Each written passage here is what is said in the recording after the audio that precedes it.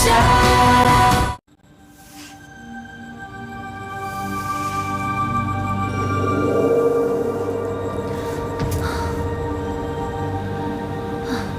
这个地方真奇怪，都没有别人来过。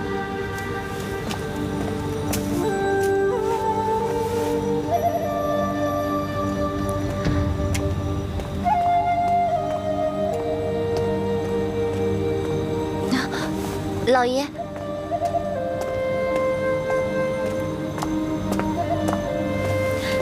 让奴婢来拿吧。不用了，去忙你的吧。还是让奴婢来拿吧。没事，没事。别多管闲事。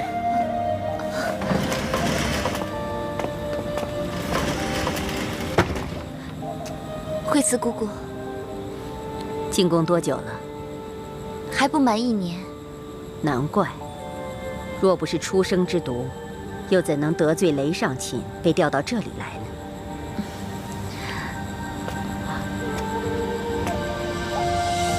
为什么这里都被黑布围着呢？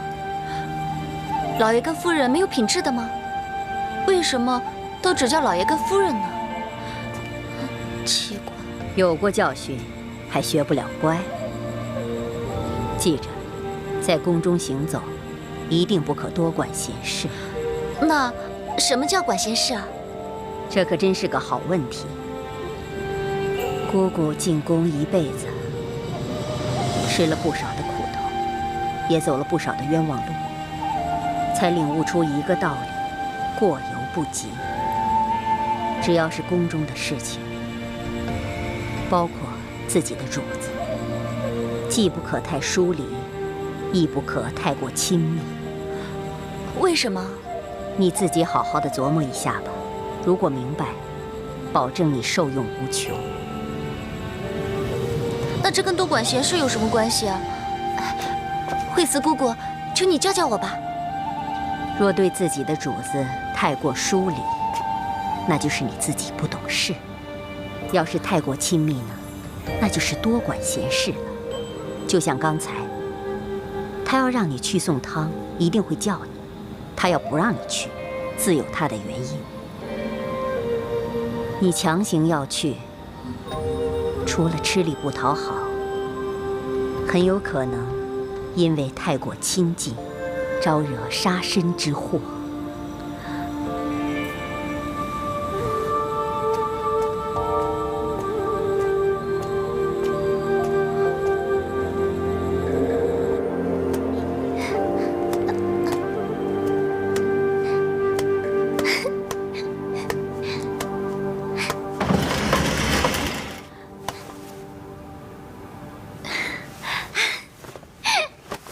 小凡，小凡，你去哪儿了？我找你好半天呢。我告诉你一个秘密，我想出去走一走。万万不可！爹娘也这么说，为什么不可呀？我只是一个小奴婢，什么也不知道。爹娘也不知道是怎么一回事。我很担心，这辈子都可能困在这个地方。小凡，夜已经深，我们就出去一会儿吧。既然不知道什么时候才能出去，那我们就闯一回。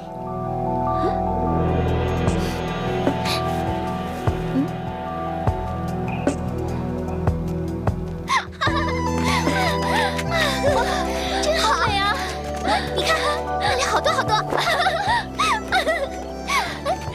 哎，你看，哎，好美啊！公主，公主小心啊！没事儿。你看那里还有萤火虫，我们过去。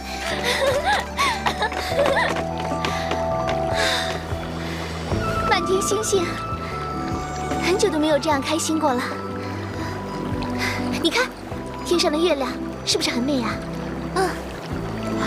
真的好美啊！你会在这里待多久啊？我也不知道。那你在这里又待多久了？快3年了。起初，爹娘说这样的生活只需要忍耐一段时间就可以了，没想到日复一日，年复一年，就到了今天。在这里是没有自由的，只有我们一家，周公公和惠子姑姑，就好像坐牢一样。外面是怎么样的世界，我已经忘得差不多了。恐怕再这样待下去的话，真的会全部都忘记。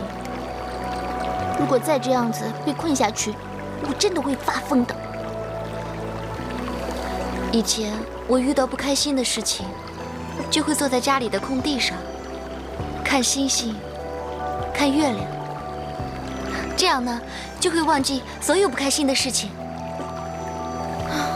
可是我连这样的机会都没有，要不是你来了，我还只能整日面对黑帐，暗无天日的。喂，我是说，你想说什么呀？我是觉得你挺可怜的。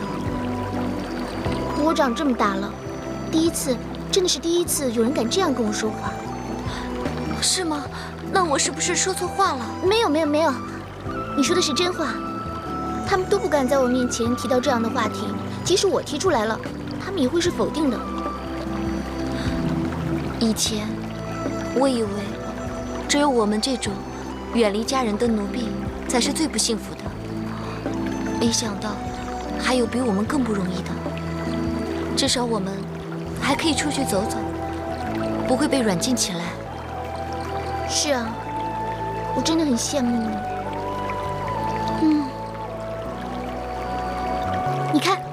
你看那个月亮。如果我是那个月亮的话，我就什么都不用怕，我就可以俯视众生，而众生却要仰望我。我想要去什么地方就去什么地方，想要看什么就看什么。那你知道月亮上住着什么人？嫦娥。那你知道她为什么会待在月宫中啊？为什么？因为她偷吃了仙丹，所以呢，被困在月宫中。它只是一个传说，而我想要的却是现实。但是你要想想，总有一天呢，你可以去外面的大千世界看看的。所以你现在要好好的生活。那你会不会一直陪着我？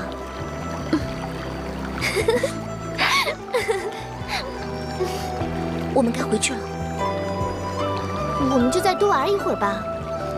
可是万一被人发现的话……好了，回去就回去嘛，没趣。走啦，走啦。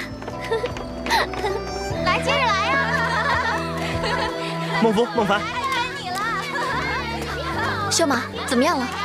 我被鲁公公臭骂了一顿，说就算失踪的宫女曾经在梅院干过活，可是在梅院干过活的宫女也没有全部失踪吧？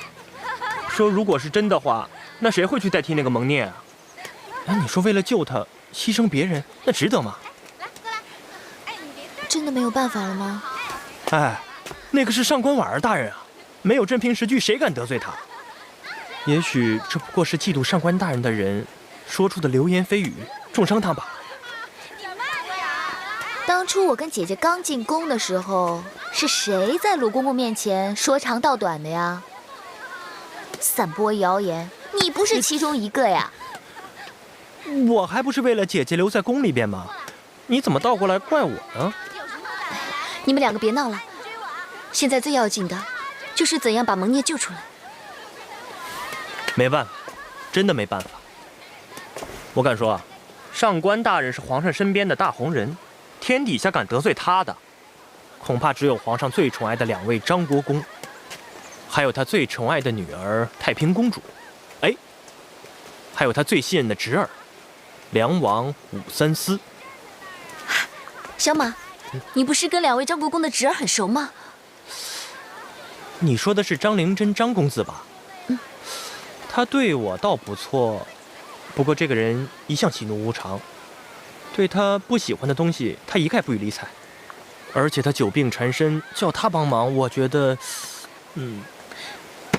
事在人为，任谁都会有被打动的时候，只要我们知道他对什么心动就可以了。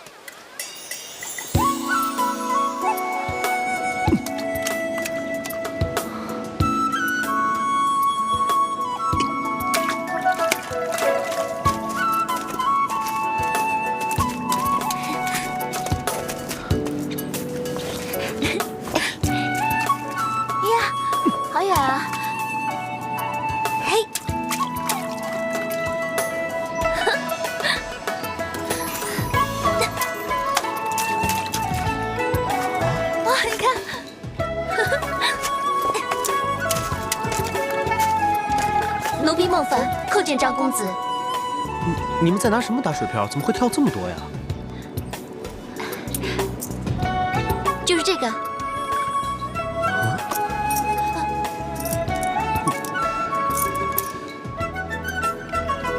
谁教你们用这个打的？奴婢也不知道啊，奴婢是根据这本书上记载而练习的。什么书？这本呢是汉朝所著的《晏子丹》，记载着荆轲在燕国的时候，曾经用铜片呢来打水漂，所以我们姐妹俩就依样葫芦，如法炮制。不过我刚才所见，也只不过是10跳8跳的，没有什么神妙之处嘛。这是我们姐妹俩第一次尝试，就可以玩得这么好，可见如果多加练习的话，掷出30几跳都没有问题。对啊，而且荆轲在战国的时候还是位名剑客，能够享有盛世之名，必然有他的独门绝活。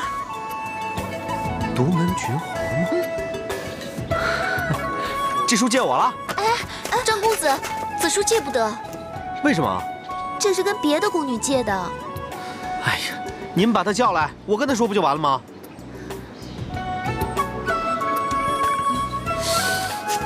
把他叫过来就这么难吗？张公子，你有所不知，那名宫女现在被调去梅院干活，听说呢，去过梅院的宫女都会离奇失踪，所以她现在怕得要死，谁都不敢见。他叫什么名字啊？她叫蒙聂。又是他。公子认识她？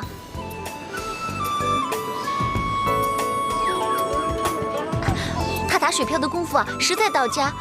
她也答应教我们姐妹俩，所以啊，她把这本书借给我们。可如今，如果她当初没有进梅院的话，那她一定可以倾囊相授的。但是如果现在张公子有兴趣的话，那我们就想想办法。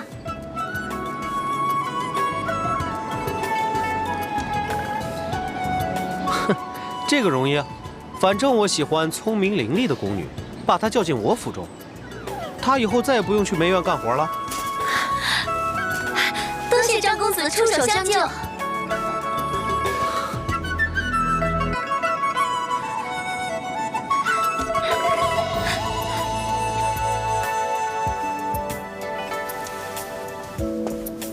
你们都听好了，到了梅院，一定要事事谨慎，处处留神，一定不能出错。那里不比上寝局，如果犯了错，随时都可能定死罪。明白吗？明白。那跟我去吧。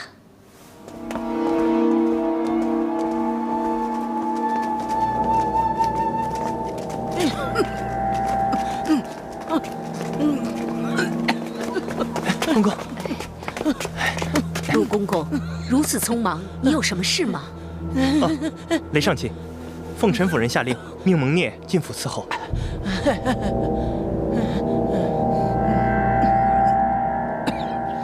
事情的经过就是这样。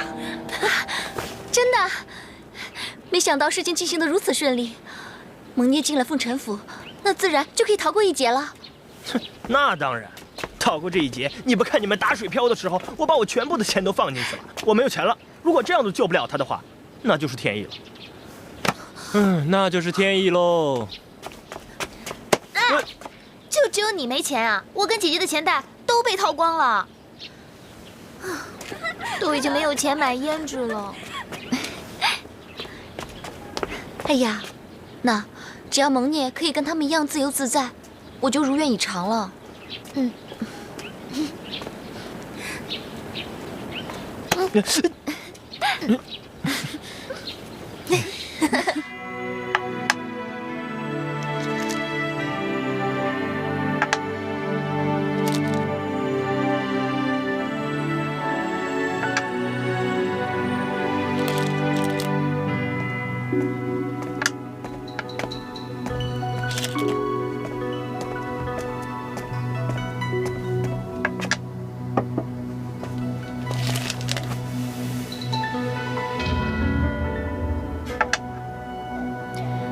怎么了？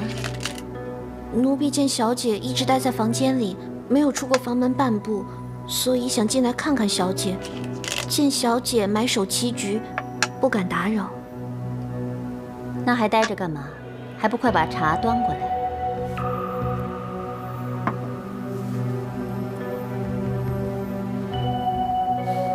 怎么了？觉得奇怪吗？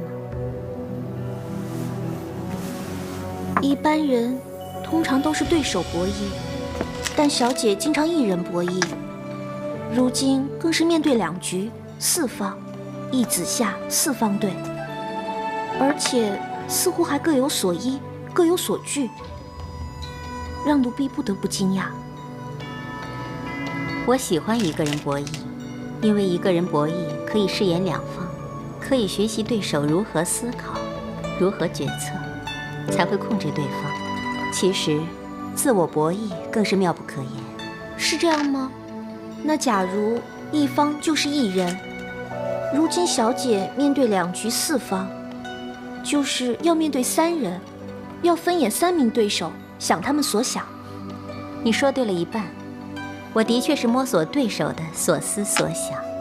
对了一半，那错的呢？错的那半是，我不是饰演3方，而是4方。4方？没错，在这2局4方里，没有一方是我。我是一个人分演着4个角色，尝试想出他们如何思谋，如何落子。好难啊！其实这一点也不难，你只要知道他们是谁，这个一点都不难。奴婢越发被说糊涂了。其实这4方群雄不止我认识，你也认识的。我也认识。这方是梁王武三思，这方是太平公主，这方是太子李显夫妇，这方是相王李旦、李隆基父子。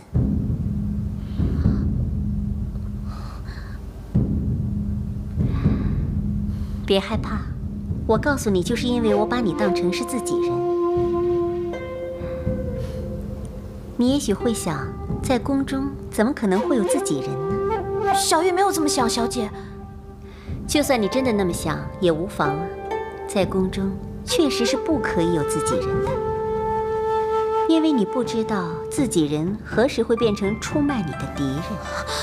小月从来没有这么想，小姐。你有本事出卖我吗？没有，小月当然没有这个本事。起来吧。是，小姐。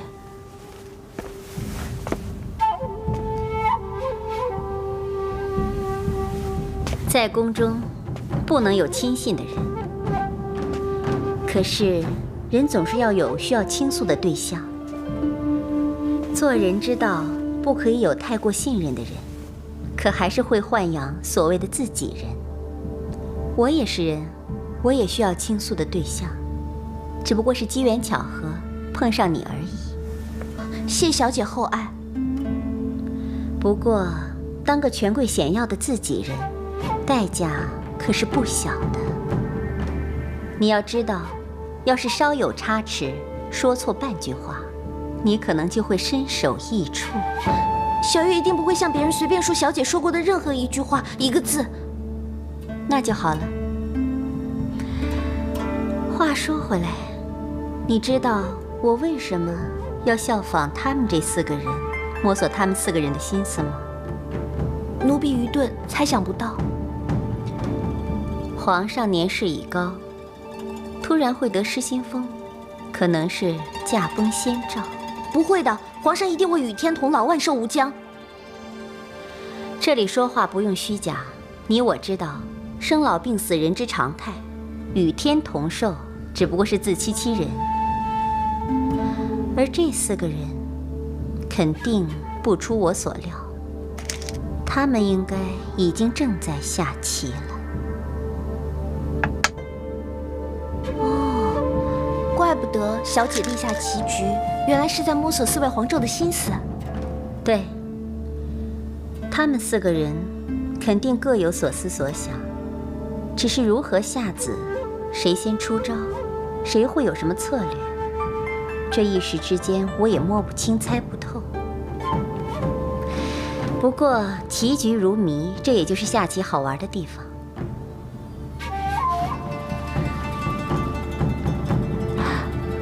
糟了，小姐怎么了？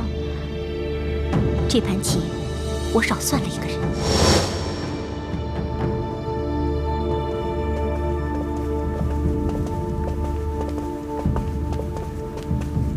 皇上，内舍人上官大人到了。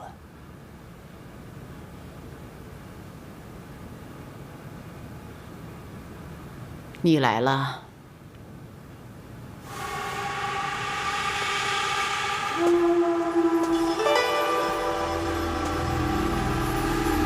小婉参见皇上。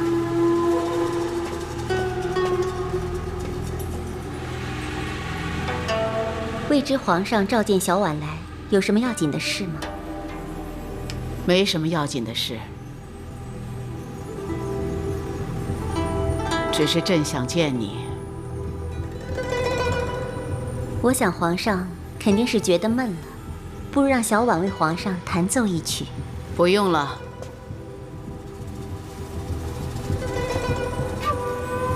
那皇上想要小婉做些什么呢？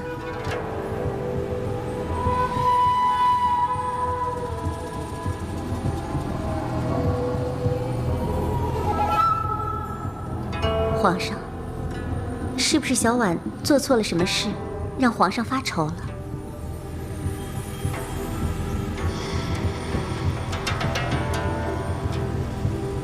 那皇上召见小婉，所谓何事？只需要你一直坐着，陪伴朕就可以了。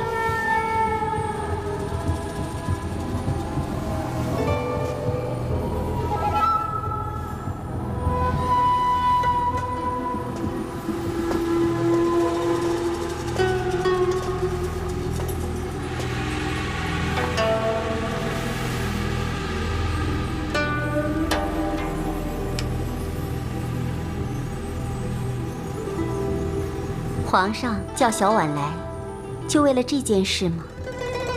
你静静地陪伴朕，可以吗？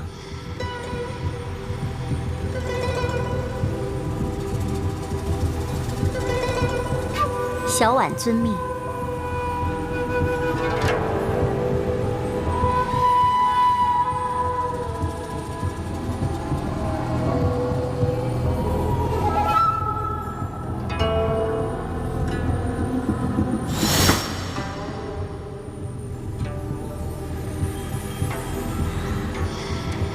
皇上召我觐见，却什么事也没有让我做，只让我坐在那儿，会这么简单吗？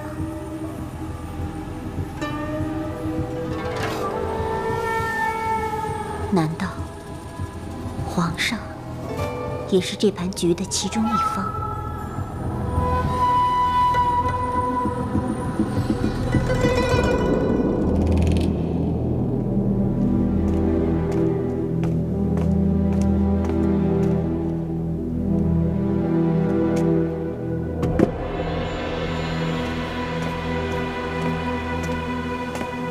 公主，吃点东西吧。公主想得如此入神，是还在担心皇上的龙体欠安吗？我不是担心母皇的病，而是琢磨不透母皇说的话。皇上说什么了？当日探望母皇的时候，母皇突然旧事重提，说曾经做了对不起我们的错事，问我们会不会记恨他。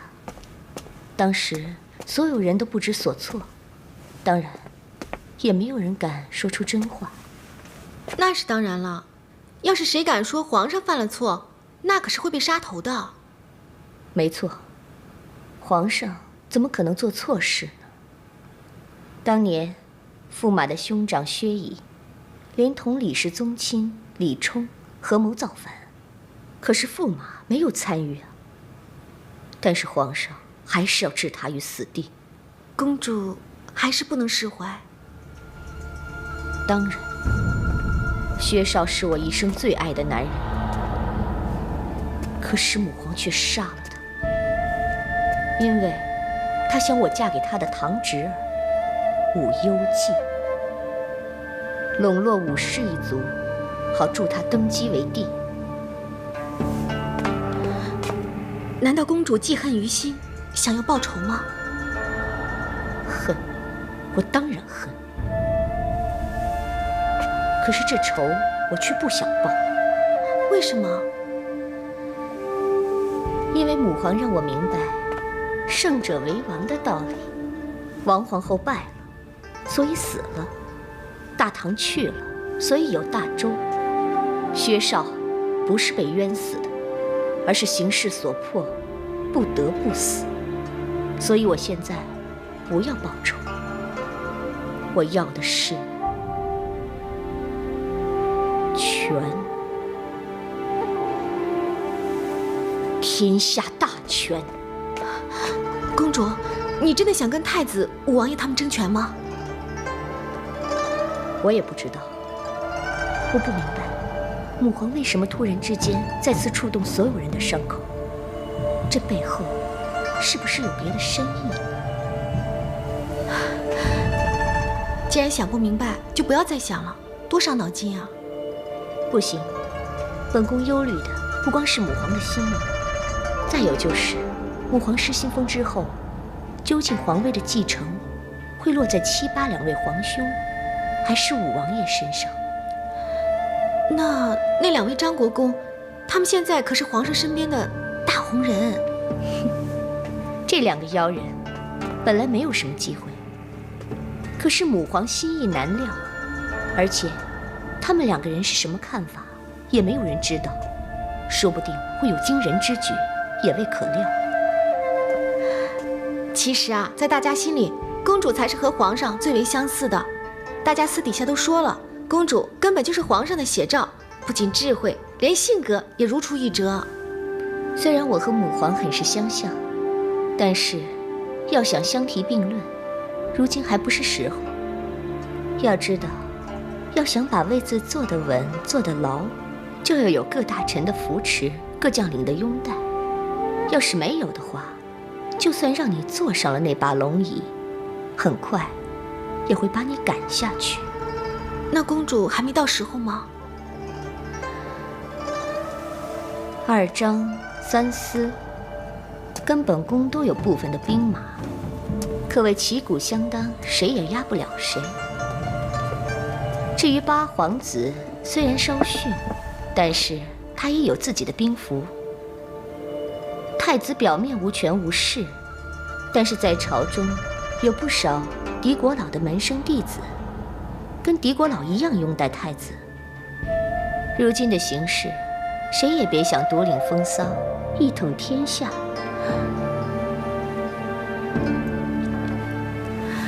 那公主，你欲得大权，岂不是？天下大权不是皇上一个人可以掌握的。战国时期，吕不韦奇货可居，造就一代帝王秦始皇。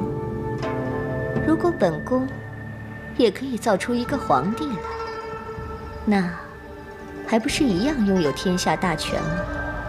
造出一个新皇帝。如今本宫要做的，就是选中将来的皇帝，然后把注压在他身上，这样本宫今后在朝中就可以进一步拥有更多的权利。公主计谋，果然巾帼不让须眉。可是，究竟要选哪一个才对呢？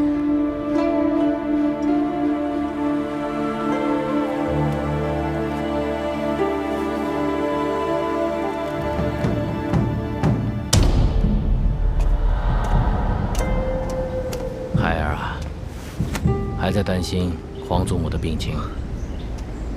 是啊，爹。看你这么焦虑，还有其他事情吗？孩儿一时也说不出所以然，只是总觉得心里忐忑不安。哦，王爷、三公子，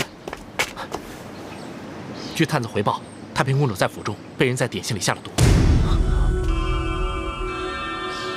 龙姐啊，会是谁向丽月下如此毒手？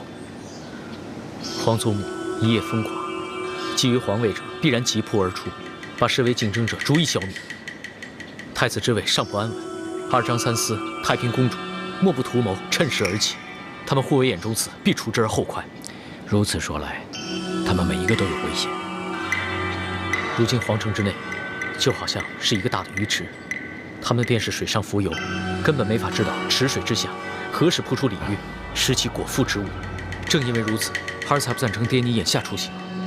爹知道你担心爹前去探望，马上变成别人的目标，会在途中险遭不测。可是不管怎么说，令月她也是爹的妹子嘛，明知道她遇险，也不理睬吗？孩儿不是不理睬，不过此行实在是吉凶难料，爹你一定要多加防范。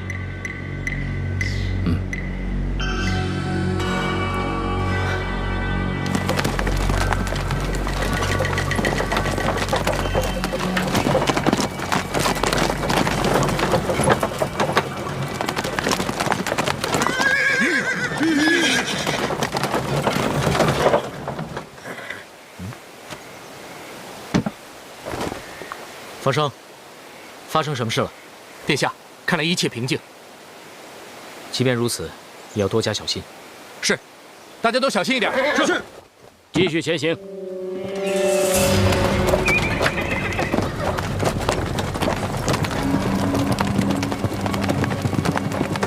荣基啊，你认为害你皇姑的人到底是谁？除了父王之外，太子、太子妃、三思，他们全都有可能是害皇姑的凶手，甚至皇姑她本人也是有这个可能的。皇姑她已经被暗算中了，你还要怀疑她？亲眼所见都未必是真的，何况如今只是听闻。还有张易之、张昌宗他们也都有这个可能。那两个妖人也有可能啊。地位争夺，离无两世，必不相让。这一点谁都能想得到。如果二张暗中挑拨，便可坐收渔翁之利。万一事情搞大，触动皇祖母，说不定来个惊天巨变，传位二张，那岂不是天从人愿，一举两得？不若如此，本王宁肯玉石俱焚，也绝不让两个妖人登上帝位。爹有此决心，孩儿便可全力以赴。撤！撤！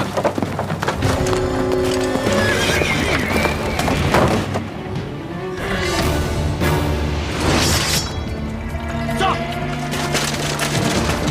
保护王爷！保护王爷！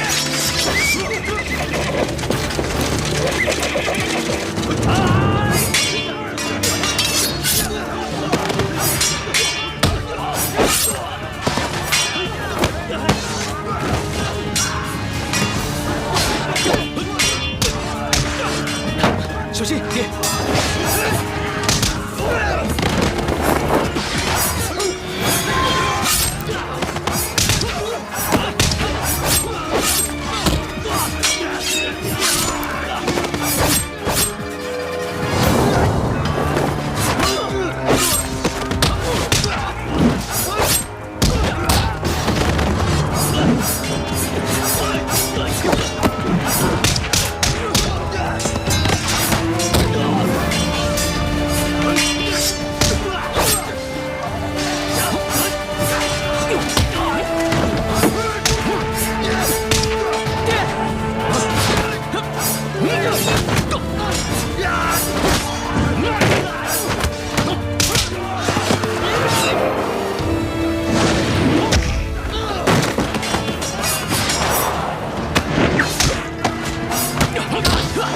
三公子，王爷，你们先走。好，走。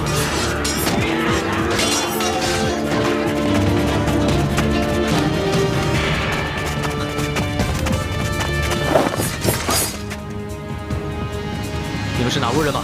求财还是要命？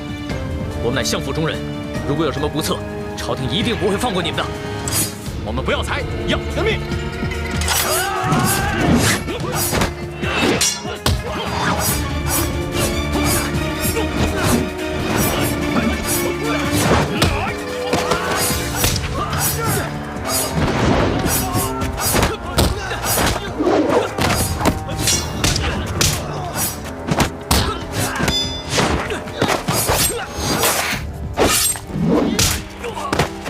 爹！爹！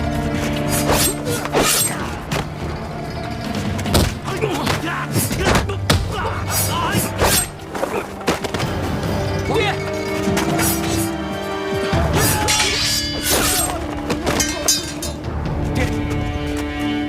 王爷，爹！你没事吧？赶快回府。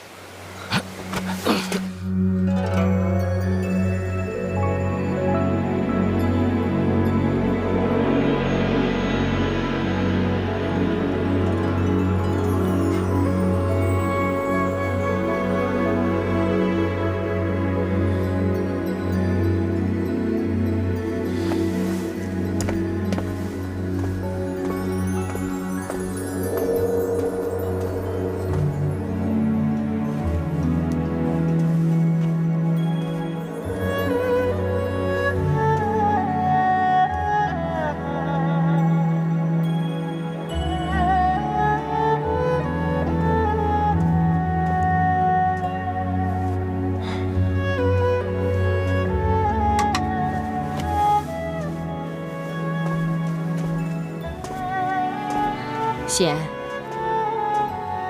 怎么了？怎么心神不定的？不知皇妹现在究竟如何？不是已经让御医看过了吗？没事儿。究竟谁下的毒手？为何加害皇妹？依我看，也许是你那个老不死的母皇干的。怎么会是母皇？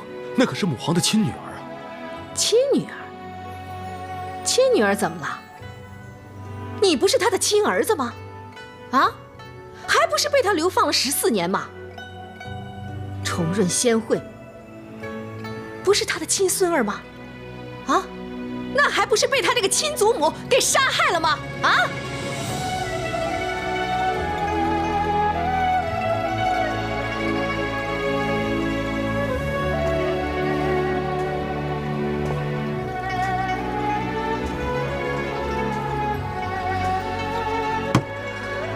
这些年，他带我们诸口部署，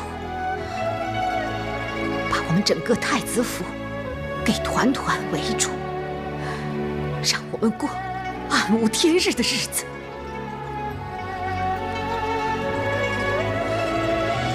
我要抽他的筋，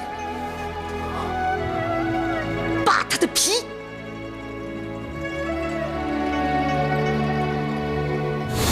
这可怎么办？这该如何是好？只是无心之失，爹娘，你一定要救救我们啊！圣旨已经颁下，我还有何办法？那你总不能见死不救啊！夫人，不是不救，是不知道该如何相救。母皇品行你也知道，从来都是说一不二。到这个时候，我还能做什么？如果要是可以的话，我愿意用自己的生命去代替他们。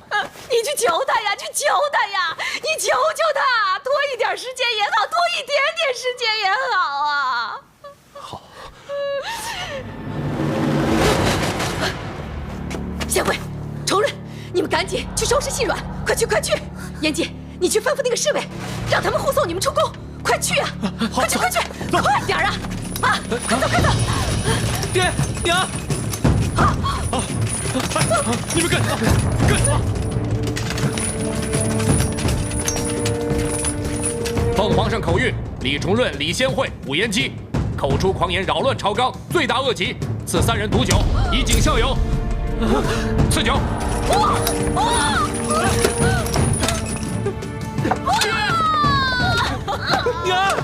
娘！救我！救我！重润！延基！重润！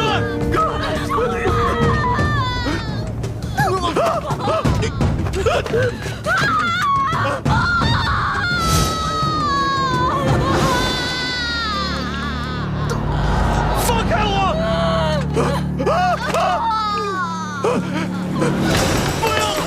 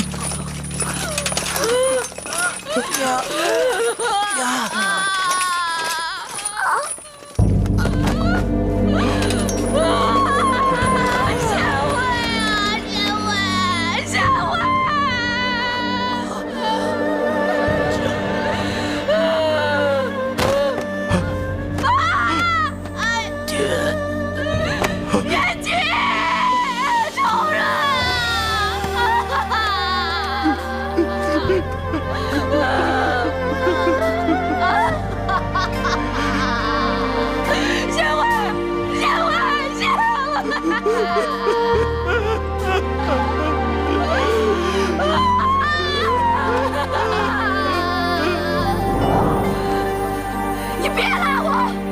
我要找那个老不死的！我恨他！我做鬼要掐死他！哎呀，你小心呀！快，惠慈公公，赶快派人送太子妃回房休息！快来啊！快点来人！快点，快点！我忘不了他的仇恨！你放开我！放开！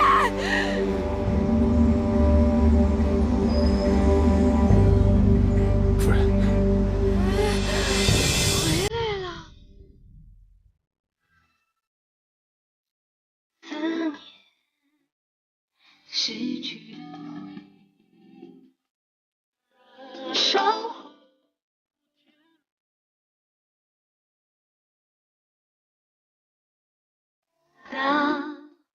有你相伴才会有